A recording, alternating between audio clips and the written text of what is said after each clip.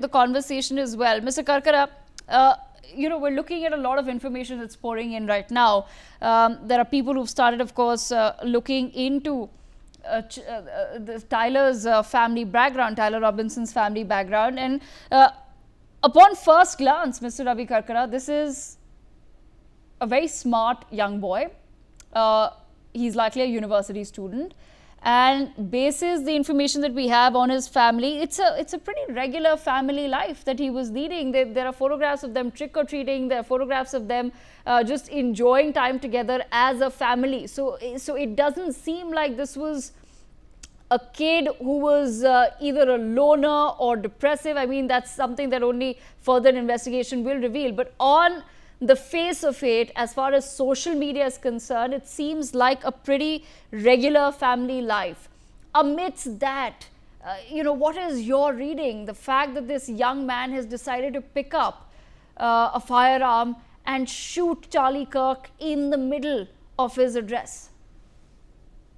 So, Devika, just to say a few words, I think first I extremely condemn any form of violence, whether it's any form of American life or any other life lost. And it's extremely unfortunate. And I just tell you before I answer that, I want to tell you, as a parent who's raising children here, right? One of the biggest worry that you have when you send your child to school is whether there'll be a gun violence, a shooting, and that's what we've been seeing. As Raymond correctly pointed out, it's not from today; it's a decade-old story. And we know there are multiple issues, and we will come back to that. But I think the heart of this entire issue is the gun lobby. And I must say that I've never supported NRA. And the way NRA has infiltrated the political system, the financial system, and the media, which continues, as you were saying, that you want more protection from bulletproof, more houses, more buildings. Your regular schools where you have armed police outside schools, where do you see that? Many countries have gone away from this, but I think in America, we have a president who survived 2 assassinations. Yet the media totally ignored that, right? You saw that. So in this particular case, I think it's very unfortunate, and we will probably, I think what we're seeing is a face of what's happening, but we don't know the mental health. And of course, there will be some, triangulation where it'll come when we look at his own health situation. But it is absolutely unfortunate, a 31-year-old, no matter what his focus was, he was killed while speaking about, and of course, unlike him, I have a very different opinion, because I strongly believe that the amendment 2 needs to be relooked at, because the way NRA has played the American lives from a very young infant to an old, a president being assassinated in what, less than 14 months. So I think this is a much deeper issue. And of course, completely from a toxic masculinity perspective, you have many studies have shown, if you look at gun violence by young people, they attribute to the video games. There are many psychological studies which have been done, that why is it only young men, in most cases, would use gun violence on guns and attack, either as Lali was saying, either you take your own life, or you take multiple lives and then decide to give up your own life just to create some kind of a heroic falsehood.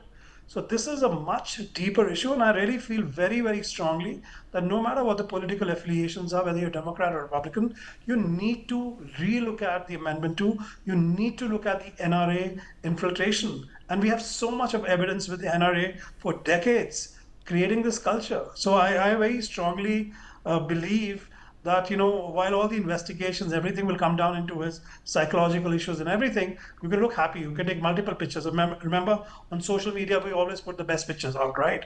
So I think deeper things will be really important to know. But I think the root cause must be addressed.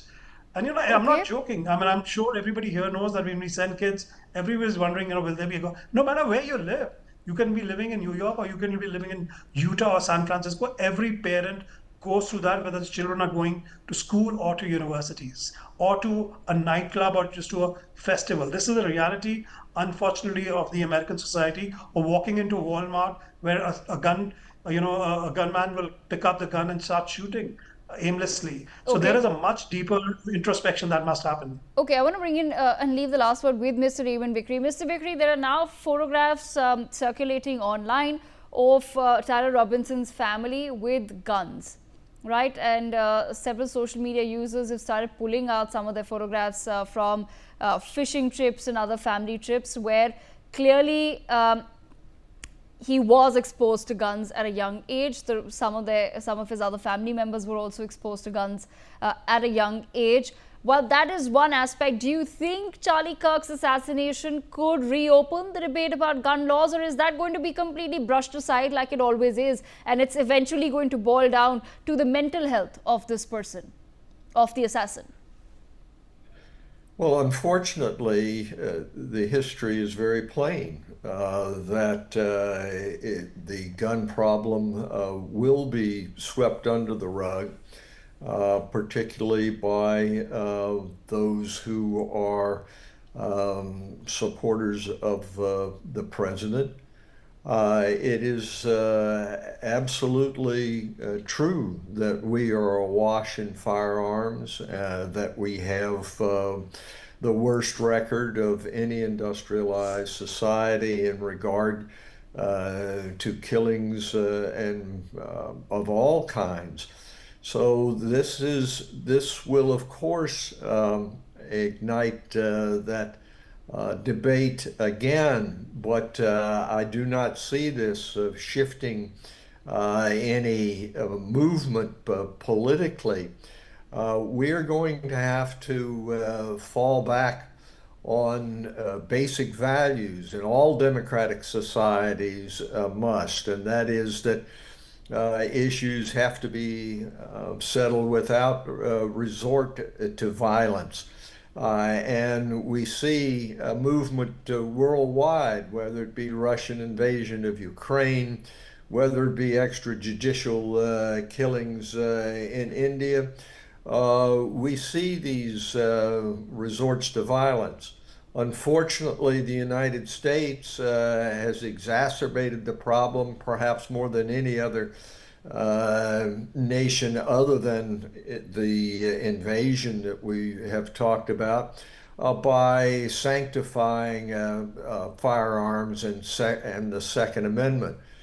So we're going to have to come to grips with it. But I do have some optimism that there will be, over a period of time, a movement in the United States to rectify what has been building at this time. But it's going to take a very strong effort on behalf of those who support the rule of law, who support the limitation on gun violence, and we do not have that political will at this time in regard to firearms. Right, absolutely.